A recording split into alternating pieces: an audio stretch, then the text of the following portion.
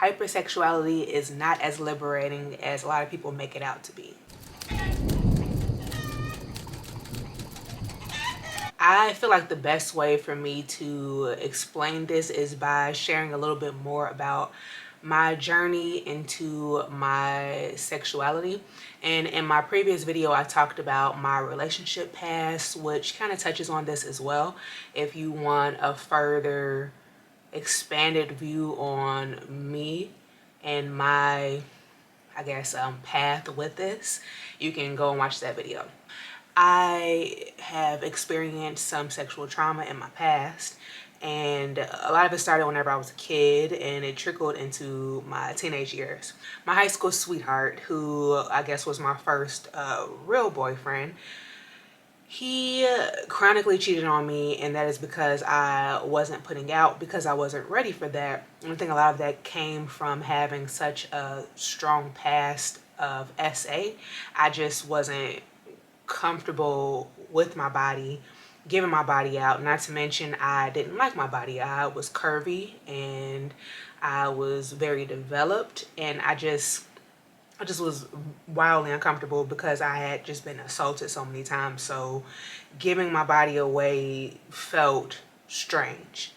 I think after so many times of being cheated on and me just being like, this is something that I have to do, not to mention a lot of women in my life telling me this is something that I need to do because my sexuality was being questioned, I was like, you know what, I guess there's no better time to do this than prom, which is very cliche, but I guess if I was going to do this in a cliche way, prom is my desired way of going about doing this.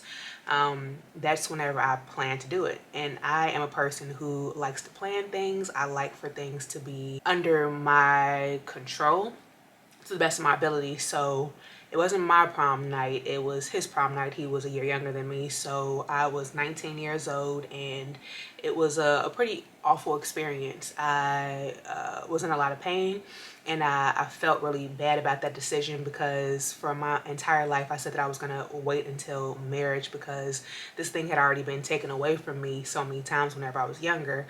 But I essentially gave it away to this person who actually really did like me, which is like kind of strange to say because he chronically cheated on me.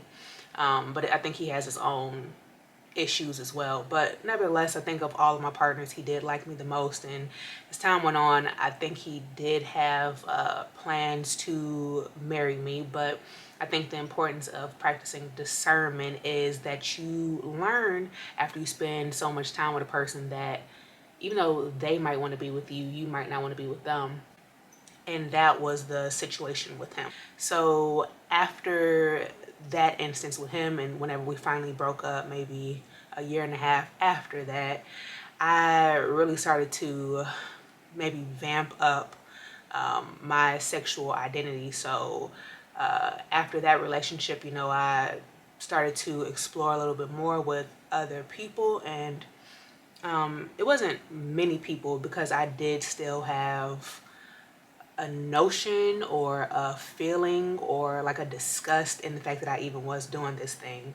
And one of the situations I, you know, got played like a lot of people do whenever they're first exploring this part of themselves. And I think that maybe quietly jaded me. And through struggling financially, especially in DC, in a place that was far away from home and just being completely on my own, I realized that this thing had power, and I had a lot of power. And as I've gotten older, I've come into using that power in a more productive way for myself. So coming into my sensuality and not leaning so much into sexuality, being present without needing to give myself specifically to a man. I've learned that from those years and that period of time where essentially I was selling myself in order to survive. And though I don't per se regret it, in a way I do regret it, or I wish that things were different for me at that time. But nevertheless, you can't erase history. So I had a really long-term experience with a married man, and Again, it's not something that I'm proud of. It's very embarrassing, but that like period of hypersexuality as a means to secure myself really opened up and exacerbated a lot of my childhood wounds of not being secure financially and being assaulted. Because I look back at honestly all of the encounters that I had to have as a means of my own survival that I told myself with this person, and just like how uncomfortable I was with this person in that way, and how sad and kind of like disgusted and embarrassed I was with myself that I was dealing with a person who was cheating on their wife, and I just essentially looked down on them even though I was doing something that was wrong. So I was looking down on everybody in this. And I think that is another issue with hypersexuality. We might be saying one thing and our actions and what we're doing display something else. So whenever I fully got myself out of that situation and, you know, came back home and knew that I kind of needed to like get my shit together mentally, I did not give myself time to heal and hopped right into another situation because I have always been kind of like this habitual and chronic monogamist, even if the monogamy came in the form of situationships. And I was found by someone who is very abusive and toxic and coercive. And he found me at the right time for his goal and at the very, very wrong time for me developmentally.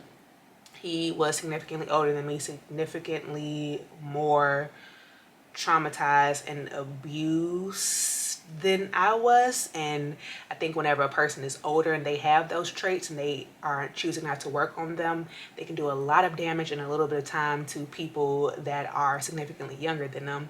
And when you add in like mommy issues and daddy issues, relationships get a little bit weird, and it kind of is given Oedipus complex from both sides. And I think that came into it because he, you know, was coercive towards all of the young women that he was dealing with. He was cheating on us all, and also presented this concept of like polyamory and open relationships while still also cheating and not wanting to be honest. And I reflect on those years and how dangerous that was because he would stealth, he would not even like retract whenever it was time.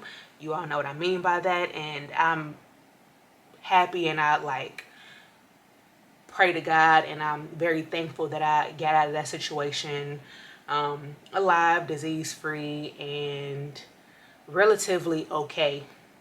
And that was too long of a monogamous relationship with a very abusive person, not just in that sexual area, but he was extremely abusive mentally. He did a number on my self-esteem at the time. I think a lot of my issues with my weight and the way I looked in my older years came from that. And again, he was very good at noticing the traumas that the women that he dealt with had. So he would see those traumas and then like dig them even more and lean into it even more. And then it's a full-blown issue. And that was what happened with me. And finally I was able to, you know, be brave enough and get out of that. And I have to credit some of that to my dad because we never have had a great relationship, but I lost a lot of weight while I was in that relationship, and that was something that wasn't normal for me, especially at the time, especially how quickly that I lost it. And my dad was like, if you're on drugs or you're dealing with a dude, either one it is, you need to stop doing it. And I think because we did not have the strongest relationship, that really clicked for me, and I'm like, okay, this is the relationship that I actually have been craving, and that's really all it took. So at that moment I knew like it was time to kind of fix some of these things, and I was slow to get out of it, but finally I did get out of it. And again, it reflected on it is very embarrassing. A lot of my ideologies that were toxic that I even have to this day that I'm trying to work through came from that relationship. And whenever I got out of that, I went to Peace Corps and kind of got into another interesting situation, and then came back to the States and was really trying to be with this person who really did not want to be with me. And that relationship started in a sexual way. And I think for me personally, I was just like, I guess this is the way that I get this person to like me. And he still didn't like me because of that. I think as time went on, he was like, this person is just very loyal and this person really likes me, so I might as well give them a chance. Which you should never get in a relationship as a Hail Mary. Like, you should never be a person's like, fuck it. You should be a person's, yes, I want to be with you. And I learned that a lot in that relationship. And that person also posed the open and poly lifestyle. And I think that a lot of times whenever people struggle with like sexual trauma or a lack of control with their sexuality, the first thing they do is pose open relationships. Or if a person really struggles with commitment, the first thing they do is say like, we should be open and poly. And if you are a person who struggles with commitment or self-esteem, I don't think the way of going about fixing that is opening up the relationship to all of these like wild and crazy sexual experiences. If that's something that you want to explore, it would behoove you to tend to your own issues first. And even if you don't believe that you have issues, maybe sitting with yourself and actually thinking about what it means to be with multiple people and doing that ethically. But I digress. I finally got out of a relationship and probably got into my first relatively healthy relationship as an adult. And in a way, I think we both have very interesting ideologies when it comes to sexuality. And I was probably a really weird person to date at this time, because I just was kind of like weirded out that a person could just want to be with me.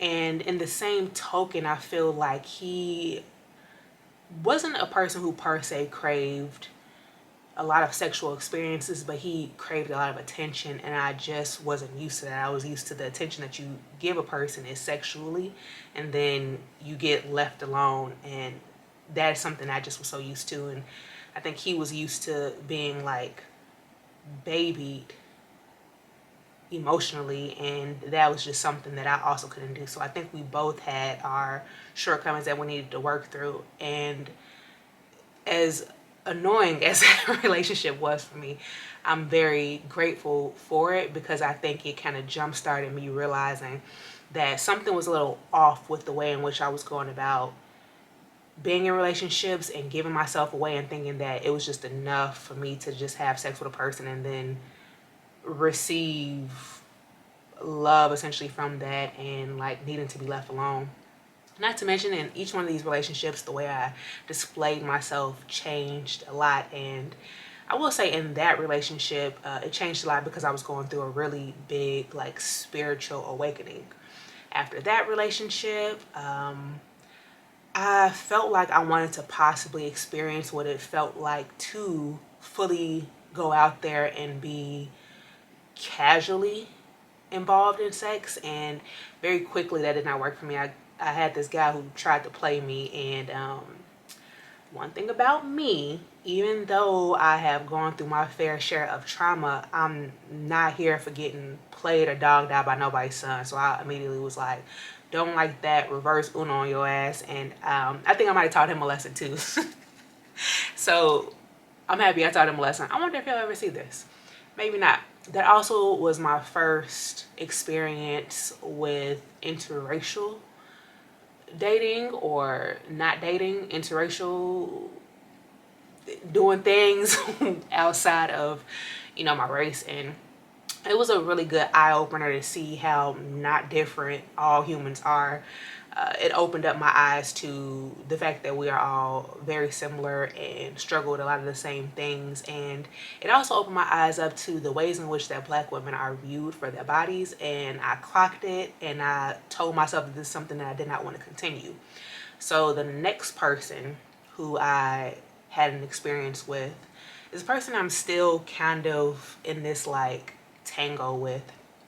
We both have a lot of struggles, and I really liked him, and this was the first person I really liked. And I went about doing this whole thing very differently. Like, we actually dated, and I was very honest about where I was, and I felt like he was very honest where he was, until I realized he wasn't being. And I asked the right questions. I asked what he was interested in, and I was saying, like, I don't really want to do this whole thing. I thought I wanted to do this casual thing, but I am inherently accidentally a lover girl. I just don't know how to do relationships, and I wanted to learn and be better at it. And he was a person who was coming off of being in a decade-long relationship. I was able to give him grace, because it's like, yeah, I understand this is very difficult. You are just getting out of a relationship. Technically, I'm just getting out of a relationship. We were probably both like 5 months removed from our relationships. The difference is that he was with this person for 10 years and essentially engaged to them, and I had been in like a 2-year relationship before then, and was doing a complete overhaul with the way in which I viewed myself and viewed my worth. And because I didn't quite have it figured out yet, and I don't think I still have it figured out yet, I ignored a lot of those like obvious red flags that in my a little bit more savage era, which was immediately before him, I would have immediately clocked it and would have been like, nah, I'm good on it. And I think that also came from the fact that I liked him. I don't think that I fell in love with him. I think at a point I was like, is this love? Like, I've never had my feelings hurt this bad before. Like, what's going on? Now I recognize that I just liked him and still really like him as a person, but his inability to be honest about where he was, and his the fact that he was still very much so in love with his ex, was a hindrance to us developing. Obviously, that would be a very big problem if you're still into another person and you don't want to be honest about that. So whenever I was very transparent and asked the question and I got the answer, essentially I played the role of helping him through that. And that is something that feels crazy, to just kind of be the person who constantly is there for people to be better for the next person, or work through their relationship with their previous person, or in the days of me kind of being like the side piece, being there to vent or listen to a person vent about their person. And after a while, you have to like question your worth of why it is that you think that you deserve that, because no one deserves that. Everyone should be everyone's first choice, and you should not be okay with a person either doing their partner wrong with you. You shouldn't be okay with allowing a person to do their partner wrong. You shouldn't be okay with being a person's nothing as they use their body. You should just never be okay with having very little regard to giving your body away to a person who might not have the best intentions for it. So now I'm in a place where, I did have a thing after me and that last person had a kind of falling out, though again, we are in a very weird place right now, and I was falling into some of my past bad behaviors, and because of that, I told myself I needed to stop dating and not have sex, and really get my shit together and figure out what it is that I wanted, and to stop giving myself up, and to reclaim my self-worth and my energy. And I spent the last 9 or 10 months, I think I started this in March of this year. So I've spent these last months reclaiming my energy, working out really hard and dancing, and like learning to love myself and learning to love the way I look, and battling with that. Like, there are some days where I really don't like the way I look. There are some days where I really don't like who I was, and I have to give myself grace and accept the fact that we all grow and we all have to start somewhere, and this whole giving yourself up to everybody is not liberating. You are better off giving yourself up to yourself, or to a higher being if that's what you believe. You're better off spending time by yourself until you figure out yourself, so that you are not hurting others, whether that be through just being a bad partner or being a side piece, which hurts the person who is being cheated on, you're better off dealing with your own trauma. Or if trauma is too big of a word, too much therapy talk, which I get, you're better off just learning yourself, discovering who you are, and understanding that you are valid and you are worthy of being loved, and that liberation comes from knowing who you are and being comfortable with who you are and showing up as yourself and being vulnerable and not giving a damn what the next person thinks about you or your story, or even just being okay with being disliked by some people and not trying to force people into liking you through sex and through molding who you are to their liking, or just not being true to yourself. Being true to yourself is liberating. Solitude can be liberating, and then you can take those things and then whenever you're ready, put them into practice by getting back into dating and then practicing discernment with exploring sexuality. And sometimes that means not acting on sex through the expiration of sex. And I'm at a point now where I'm like, it's time for me to start back dating and being more intentional, because I do think I deserve to be with a person, even though my story is crazy and I've done things that I'm not proud of, because I think that means that I'm going to be a better partner and a better wife one day. I think I am prepared to put all the things that I've learned into practice, and I'm not embarrassed about any of my shortcomings, because my shortcomings are the reason why I'm going to be a pretty dope ass wife and somebody that's going to be lucky as hell to have me. And I think that applies to a lot of us if we just take the time to sit and be uncomfortable with our past and with ourselves. And then eventually you get more comfortable, and it's like a dance back and forth. It is a waltz. Sometimes you're going to end right back up at the space that you're at, but it doesn't mean you're not progressing, because you are still doing the damn dance moves. Take time to learn who you are. Take time to appreciate who you are. Take time to understand that you are worthy of good shit in life. And you don't have to give yourself up or dumb yourself down or become what the next person wants you to be in order for you to be valid. You are already valid. You don't need anybody else's approval. I will keep you all posted on my journey of dating and understanding relationships and making peace with my past and really reclaiming my sexuality and sensuality in a more modest or controlled or conscious way. Thank you for coming to my ghetto oasis, and I will see you next time. Mwah.